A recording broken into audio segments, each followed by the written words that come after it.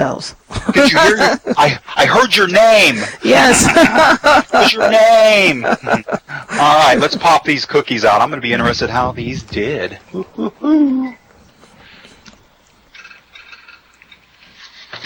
got my grips gloves on. I love these gloves. Set this right here. Let them sit here for about a minute and cool, and then we'll pull them off onto the cooling rack. Ooh, I think this is it, Cheryl. Yeah? Just saying right now, just touching them. 350? 20 minutes? 350, about 20 minutes. I think this is the way Dale likes his cookies. Everybody take note. Very good, very good. All right. Hey, I'm going to whip up another batch of these so that the people in the back row and the guy that bought all the milk will have something to eat, and the band too. Cheryl, why don't you read us the recipe, if you would, please, for oatmeal white chocolate chip cookies. All right, I can do this.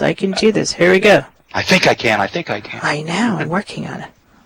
So, 1.5 cups of sifted flour, 1 teaspoon baking soda, 1 teaspoon salt, 1 cup shortening, 3/4 cup of sugar, granulated, 3/4 cup of brown sugar packed, 2 eggs, 1 teaspoon vanilla, 2 cups quick oats, 2 cups chocolate chip or white chocolate chips, and that's all you need.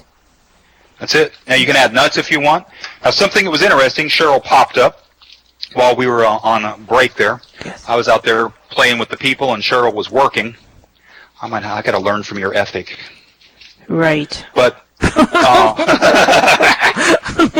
that was not said jokingly. Dale's always playing. Brown sugar. You don't have any? Cheryl found the easy way to make it's 3/4 cup of regular granulated sugar. Okay? And a tablespoon? No. 3/4 tablespoon of molasses. And a tablespoon of molasses. Yeah. And that'll make your brown sugar. In a recipe like this where we're putting everything in together, you could just add in, a little molasses to the mixture, to the sugar. So instead of 3/4 cup of brown sugar and 3/4 cup of regular sugar, just put in 1.5 cups of regular sugar. 3/4 and 3/4 equals half, 1.5. At least today it does. Usually, yeah. Might change tomorrow. You don't know where things are going, man. Anyway, so very, very cool, very interesting. Add raisins to this if you want. Cranberries. Cranberries would be out of sight. It's so funny you say that, because one of the recipes I was looking at was oatmeal cookies with cranberries. This is helping Massachusetts export cranberries. Oh, excellent. I wonder where cranberries came from. Massachusetts. We have cranberry bogs. Cranberries. Nice, man. I like cranberries. That was one of my favorite things back right after I lost my eyesight. Trying to get back in the mode of, what the heck happened to me? And eating. I was building a deck out in the backyard. I was building it at night because what the heck, I didn't need sunlight, and it's a lot cooler in Texas in the summer at night than it is in the summertime. Oh, okay. And it didn't need lights, what the heck. So, but I would come in and eat. I was eating the Hungry Man, dinners. One of the desserts they had was cranberries and apples. Oh, delicious, man. That's when I became a cranberry fan. The tartness of that and the sweetness of the apple just hit the spot, Yeah. So, girl, while we were sitting there talking, chit-chatting real quick, I just scooped out a dozen cookies. Uh-oh. Amazing. This little cookie scoop is just fabulous. And I tell you what, it works. I mean, the dough, before I always chilled my dough because it made making the cookies easier. Not now. Doesn't need to be. A little chilly, but not real chilly. Anyway. All right, y'all. So, oatmeal cookies. Hey, you do not want to miss next week shrimp cakes. That's all I'm saying. Bring your own candle. If it's your birthday, shrimp cakes. You want a shrimp cake for your birthday. All right, y'all. She's Cheryl Cummings. I'm Dale Campbell. This is the award-winning Cooking in the Dark. We will see you next week. AMF. Cooking in the Dark is a presentation of Blind Mice Mega Mall at www.blindmicemegamall.com. Cooking in the Dark was produced by THC Productions. He's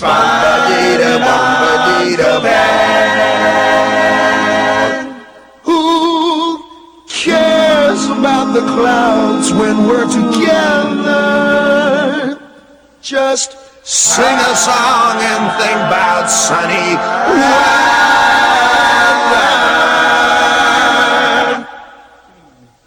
Happy trails to you till we meet again.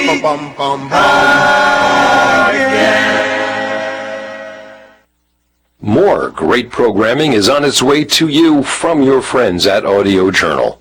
Would you like to know just what's on when? You can call 508-797-1117 and request a program guide in a format that works best for you. Either large print, Braille, or recorded versions are available. Or you can always visit our fully accessible website, www.audiojournal.net. That's also the location for you to hear our programs at your convenience. Listen online anytime. We stream live or have most programs archived for listening to fit your schedule. Check out www.audiojournal.net. This is BirdNote. Around this time of year, many baby birds are begging their parents for food. Let's eavesdrop on a few. That's a hairy woodpecker chick in its nest cavity deep within a dying tree. Now these are red-breasted sapsucker chicks calling from their nest. As adults, sapsuckers are usually pretty quiet. Let's move from forest to water to hear an American coot chick and its parent. Listen for the call of the adult. Buck, buck. This next one? That's a Sora chick, hidden among the reeds in a marsh. Nestlings and fledglings lucky enough to survive the perils of youth become juveniles. If you're lucky, come July or August, you could be startled by this sound in the night. That's a great horned owl juvenile, reminding its parents, "Hey, I'm over here, feed me." The parents are ignoring these entreaties. They've done their job. It's time for the young owl to feed itself. No, feed me! Today's sounds were recorded by talented, intrepid audio recordists and provided by the Macaulay Library at the Cornell Lab of Ornithology. For BirdNote, I'm Mary McCann.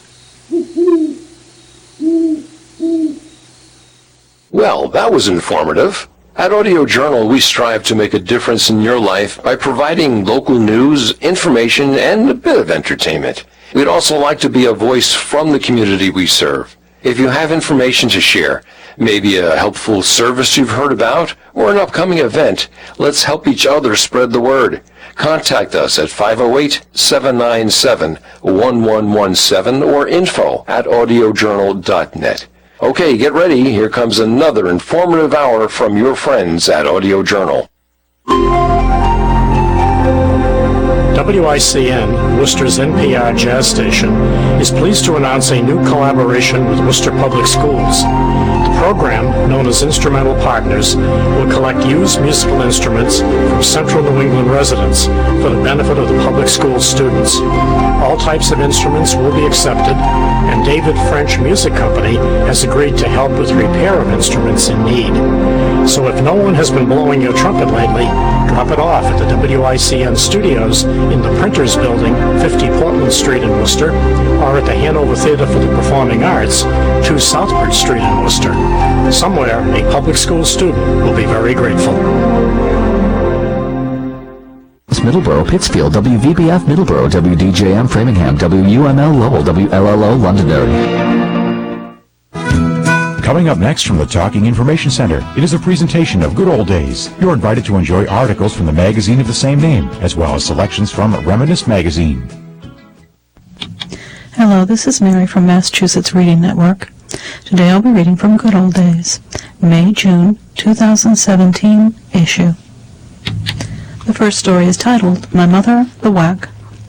She Took a Risk and Found Great Reward by Hollanda A. Thornton. My mother, Artemis Vonk, has always said two of the proudest accomplishments in my life were serving in the United States Army and giving birth to my twins. She was reflecting on her life during the 100th birthday party her twins Paul and Holly had for her. It was indeed a grand party. The enormous room at the local country club was illuminated with beautiful decorations, flowers, and memorabilia. There were 150 friends and family from all over the globe. Her 102-year-old sister flew in from Chicago, and the Sacramento Good Morning Show filmed the surprise reunion. The day after the party, Artemis was in the front yard of her Davis, California home, raking leaves and waving to the neighbors. Her mind was still alive with memories of the party, but she thought, I wish Saul was here to share it with me. On June 5, 1913, in Chicago, Illinois, Artemis Eveline Proskentopoulos was the fifth child born to Greek immigrants Peter and Jessie Proskentopoulos. Of the 9 children born to Peter and Jessie, 5 daughters lived in the happy, loving, upper-middle-class household. They were well-dressed, disciplined, responsible, and independent. From age 20 to 29, Artemis worked at the Illinois State Employment Service, doing secretarial work in the placement department. On the weekends, she slipped into her heels, threw on her leopard hat and coat, and danced the night away at Aragon Ballroom. She loved adventure and traveled to Hawaii and Cuba. Once she even hitchhiked to Texas. World War II started for the United States in 1941. On May 14, 1942, Congress approved the creation of the Women's Army Auxiliary Corps, WAAC, which later became WAC. In October 1942, Artemis was on a lunch break from work and saw a sign, Armory Sign Up. Curious, she ventured in to see what it was all about. She saw a long table with lots of brochures for each branch of the service. At that moment, Artemis decided she would join the military, and she would, as she said, whoever calls me first, that's where I will go. She went home to share the news with her papa. Her father was very angry, claiming she was signing up only to find a man. He said, I will disown you if you join. Nevertheless, when the Army called her, she accepted. 3 days later, on November 7, 1942, she received her orders to report to Des Moines, Iowa, for basic training. When she received her uniform, she went back to Chicago to have it tailor-fit to her beautiful 5'8" figure. Looking very handsome, she went to see her papa, who took one look at her. In his thick Greek accent said, Wait here, I'll be right back. An hour later, he returned with an American flag and put it in the window. He was proud of his daughter's decision to represent her country. After a year in Des Moines, Artemis was a sergeant, and she transferred to Camp Stoneman at Pittsburgh, California, the principal jumping-off point for overseas assignment. She worked for the general, processing paperwork. While waiting to go to Georgia for her overseas training, Artemis had fun dating. She liked collecting rank pins from officers. She still needed a colonel's pin. Her friends decided to play a joke on her. They told her a colonel would be at the party they were giving. The colonel was actually a lieutenant, Saul Bolnick. He was a handsome man with a thick silver streak in his hair, but Artemis looked only at his colonel's pin. Saul was starry-eyed and mesmerized by Artemis, her vibrant personality and beautiful smile. When Saul walked Artemis to her barracks, she asked him for his pin. With his heart in his throat, he confessed and told her his name and rank. On her next date, she invited all her friends along, and the lieutenant had to foot the bill. As Artemis and Saul sat on the bench outside the barracks in Pittsburgh, they embraced in their first kiss. At that same moment, about 9 miles away, in Port Chicago, a ship loaded with munitions exploded. The jolt could be felt for miles. Artemis pulled away from the embrace, looked at Saul, and said, "Wow, that was some kiss." 3 weeks later, Artemis was sent to Georgia. Over the next 6 weeks, Saul and Artemis fell in love through their letters. When Artemis returned, Saul swept her off to the city hall to get married. The next day, October 8, 1944, Artemis departed from Sacramento on the Delta Queen steamship and headed for San Francisco. Saul pulled some strings and managed to get on board as well. They spent 5 marvelous hours together. In San Francisco, 600 women marched to the SS Lorraine, a Madison Line cruise ship that served as a troop ship during the war. The ship left on October 11, 1944, and Saul sadly returned to Camp Stoneham. A month later, Artemis arrived in Hollandia, New Guinea. After many letters and 6 months later, Saul managed to get aboard a ship headed to Hollandia. Halfway there, it was diverted to Okinawa. There was a 4-day layover. Saul was so eager to see his bride that he decided to go AWOL. He hitched a flight to Clark Air Force Base in the Philippines and met up with 3 other officers who were scheduled to fly to Hollandia. They spent the night in Buena Beach, New Guinea. Saul was very nervous and thought he should return to Okinawa. His buddy said, "No way, you can't get this close without seeing your bride." The next morning they flew him to Hollandia.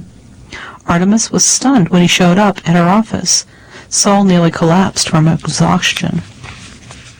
Saul got back to Okinawa just as the ship and crew were waiting to hear where they would be going next. Saul was handed his orders. They said, "Take the ship to Hollandia." He told the crew to start the engines and he would meet them in Hollandia.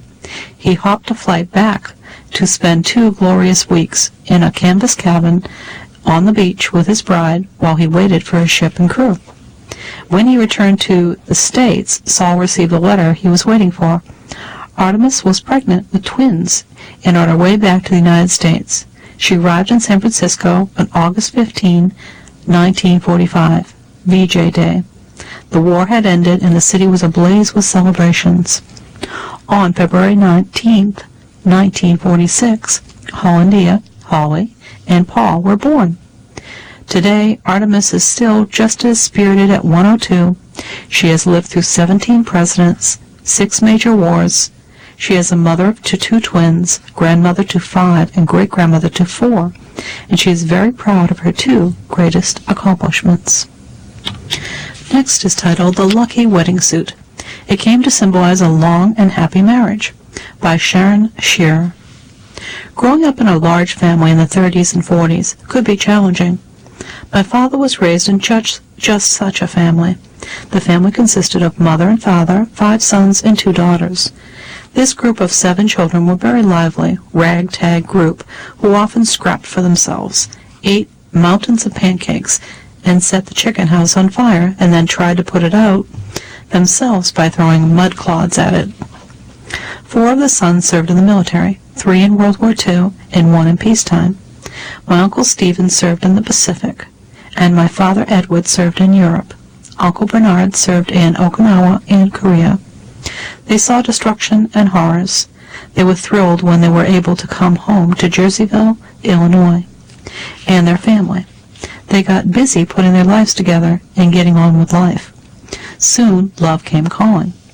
Bernard, the third-born brother, was at a local carnival soon after he arrived home, and there, between the cotton candy and the carnival booths, he met a pretty young girl named Bernadine. It didn't take long for him to decide she was the love of his life. Meanwhile, my father, Edward, loved to dance, and he often attended rural youth dances in neighboring towns. One such occasion, my mother, Maxine, spotted him and thought he looked nice. So she went up to him and asked her to help her spread the spangles, rosin, on the dance floor. That led to a dance, and then a great romance was on, which lasted 68 years. Gerald, a younger brother, was in pursuit of his sister Catherine's cute girlfriend. Pauline, every time Pauline came around the house with Catherine, Gerald somehow seemed to be around. Very soon, Pauline was not only Catherine's friend, but also Gerald's friend. Just like Bernard and Bernardine and Edward and Maxine, Gerald and Pauline liked to dance too. I think there was something in the dancing and the names ending in I-N-E that caused the Tonza brothers to fall in love.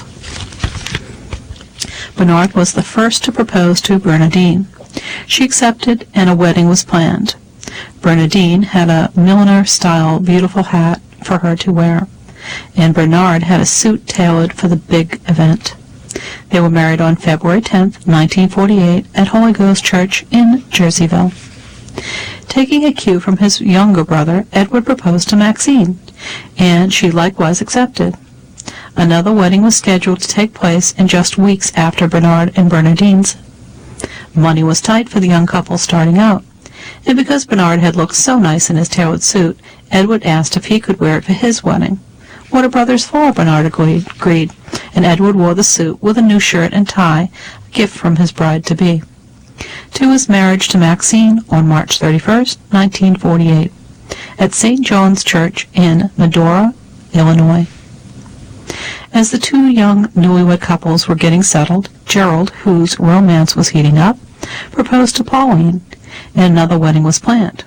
Once again, the well-tailored dark blue suit came into play.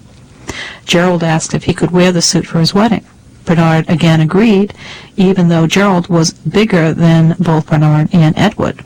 The suit underwent extensive tailoring, making it perfect for Gerald at his wedding to Pauline on November 11th, 1950, at Holy Ghost Church. Unfortunately, after all the tailoring and style changes, the suit had run its course and could not be used by the two remaining brothers. Bernard and Bernardine celebrated 67 years of marriage before his death in 2016. Edward and Maxine just celebrated their 68th anniversary, and Gerald and Pauline celebrated their 66th anniversary in November of 2016. Among the three brothers, there are 13 children, many grandchildren, and great-grandchildren. The three live simple but meaningful lives with hard work, joys, sorrows, travel, family, and love.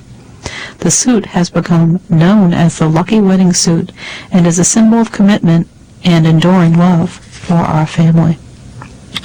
Next is the Rewind section. Famous quote, "Humor is mankind's greatest blessing." Mark Twain. Antiques Corner. Question.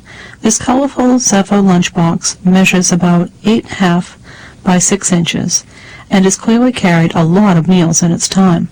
Despite the worn paint, its vintage charm shines through. Its undented lid still fits perfectly. What can you tell me about this history of this piece? Answer. The distinctive Burlington Zephyr lunchbox commemorated America's first streamlined passenger train, which ran on the Chicago, Burlington, and Quincy Railroad.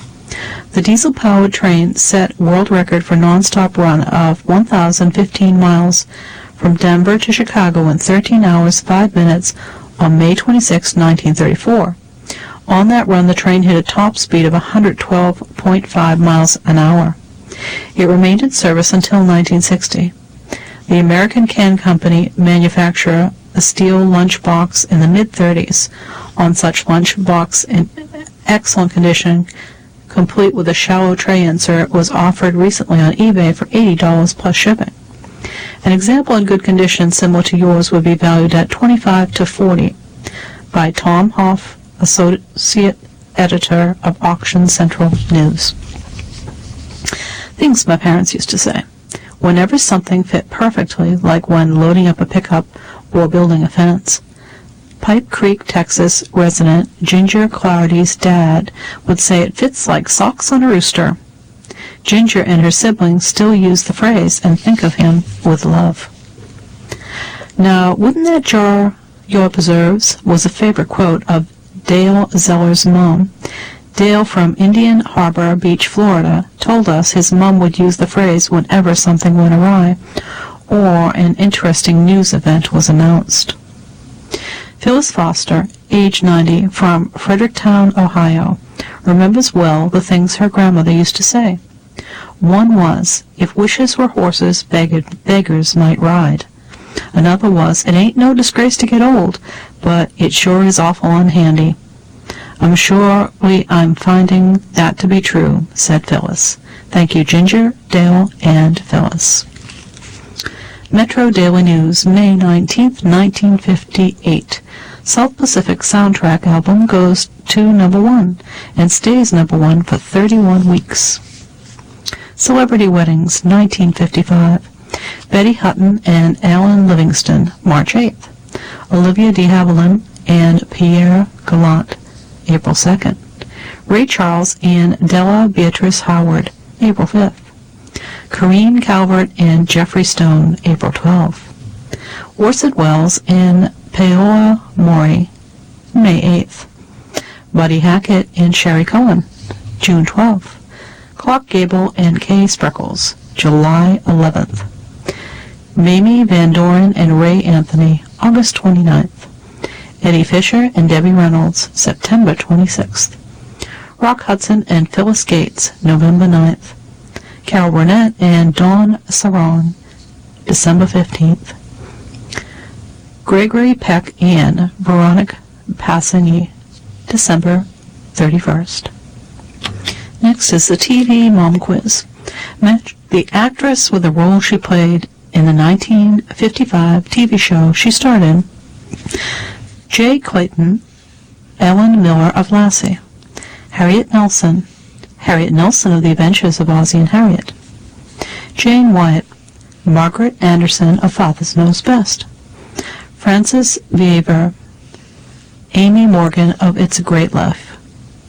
Jane Hagen, Margaret Williams of Make Room for Daddy. And Peggy Wood, Mara Hansen of Mama. Average cost for a new home in 1958, $12,750. Do you remember who starred as Alice Cramden in the TV show The Honeymooners? Audrey Meadows played the part of Alice, the beleaguered wife of Ralph, Jackie Gleason. The show debuted in 1955. Now a Zenith clock radio that even tells the date. Advertising flashback. Zenith clock radios were popular in the 1950s. This new version even had a date function on the clock. Zenith, the royalty of television and radio. Backed by 36 years of experience and radionics, exclusively makers of fine hearing aids, Zenith Radio Corp. Chicago, 39, Illinois. The big difference clock radios is the radio itself. Listen to a Zenith and you will agree. Next is titled Clubs in the Project. There was so many to choose from. She could take her pick, by Yvonne Hansford. In the late 40s and early 50s, my parents worked in factories in Used, Ohio, where we lived. My dad worked for Adressograph Multigraph, and my mom worked for Bethendale Munitions. Dad also had a second job as the assistant manager of the shore and lake theaters in our town. He worked there in the evenings and sometimes on weekends. We lived in Government Project on Briardale Road. Most of our neighbors were factory workers in the military or government employees. Many of the women who lived there worked and had families to care for too. Their evenings were typically free because dinner time was always at 5 p.m. The children were usually in bed by 8 p.m. The homes in the project were very close to each other and were made up of duplexes and single homes. Our street consisted of two-story duplexes, 4 one-story duplexes, and 2 single homes. The project had playgrounds and community center building where special events were held. Each street had families that interacted well with one another. The men golfed, went fishing or hunting, played cards, bowled, and planned picnics for each street. The ladies had their clubs too. There were card clubs, sewing clubs, bowling leagues, cooking clubs, book and movie clubs, and coffee groups for them. My mom belonged to 4 of these clubs. The ladies' coffee group on our street met at one home in the morning after the kids left for school. The ladies took turns hosting these coffee times. They waited for the delivery men from their bakery to come. 2 delivery trucks took turns delivering the baked goods to the project, and the delivery men always seemed to know where the coffee group was. They would bring a large tray of assorted baked goods, and the ladies would buy what they needed for the day. Then the delivery men would distribute the treat to each lady and sit to drink a cup of coffee with them. Both men were dressed in white shirts and trousers, black ties, and white duck-bill caps. Spank's delivery man was short and chubby with red hair. Wally was the tall one with black hair and small mustache. Both were friendly and laughed a lot. I often wonder how many coffee groups those men attended daily. There were many streets in the projects. Mom also belonged to a canasta club. They met weekly in the evenings. Again, they took turns between hostess. My mom always served a lovely dessert and coffee or lemonade to the ladies. Canasta was the only card game my mom learned to play. They would play from 7 to 9 p.m. My mom was an excellent crocheter, and she belonged to a sewing club, too. The ladies would meet and bring any craft or mending work on while they talked about the events of the day, or just some tasty bit of gossip. Refreshments were served, and a lot of laughing and giggling ensued.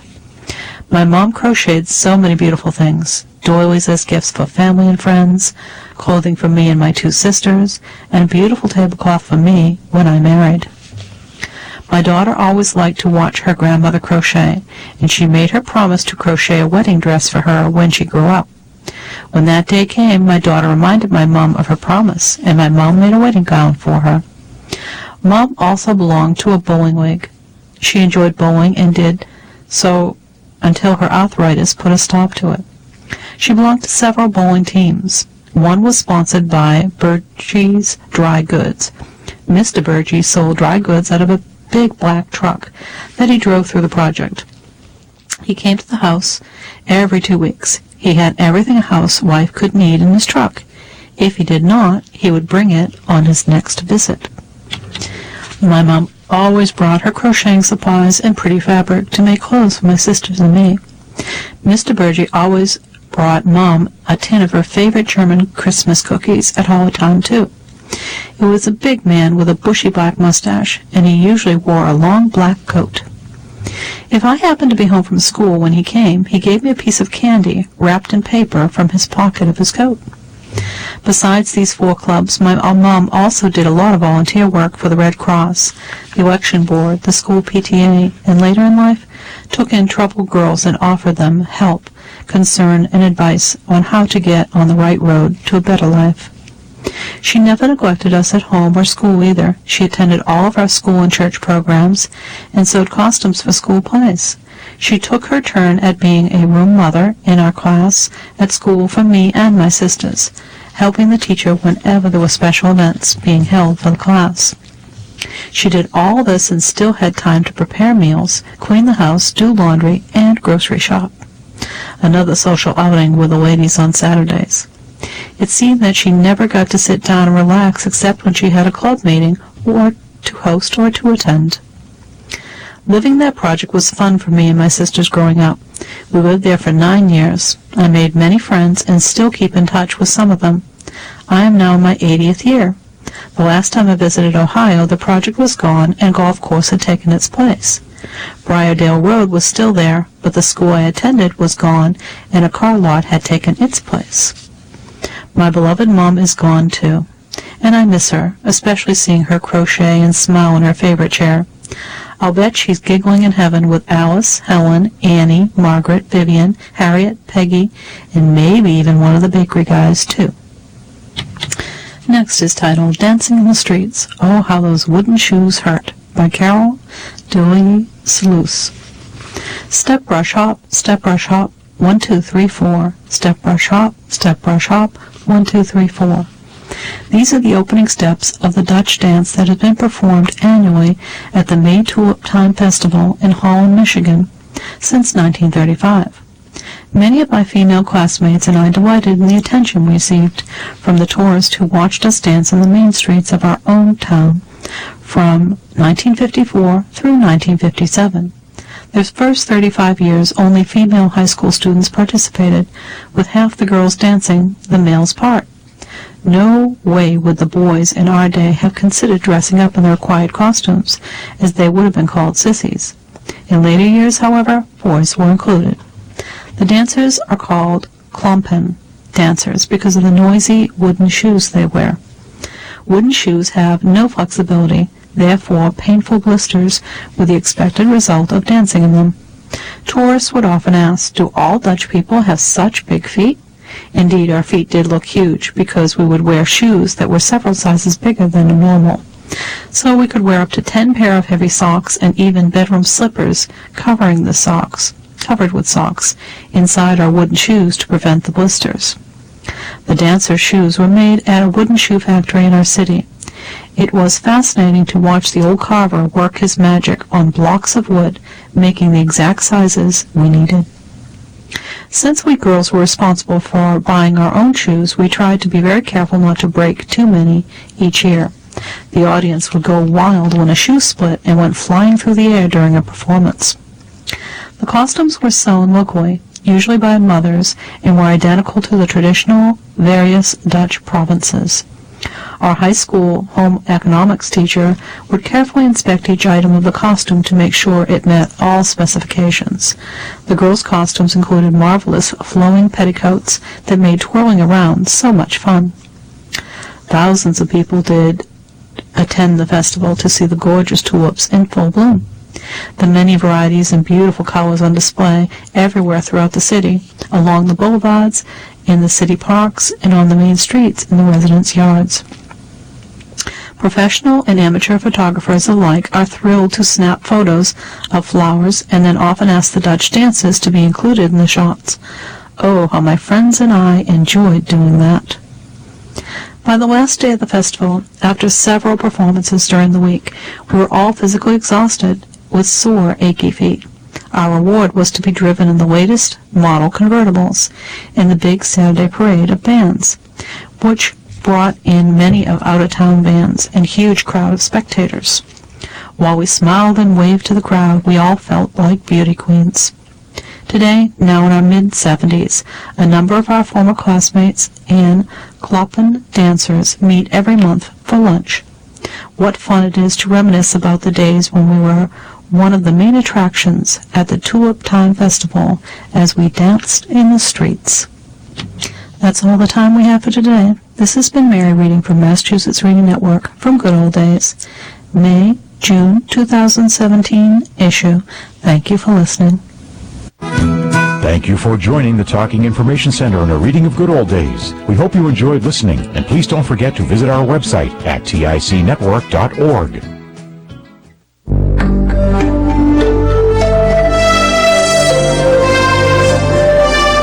The Talking Information Center has some exciting new programs that are being added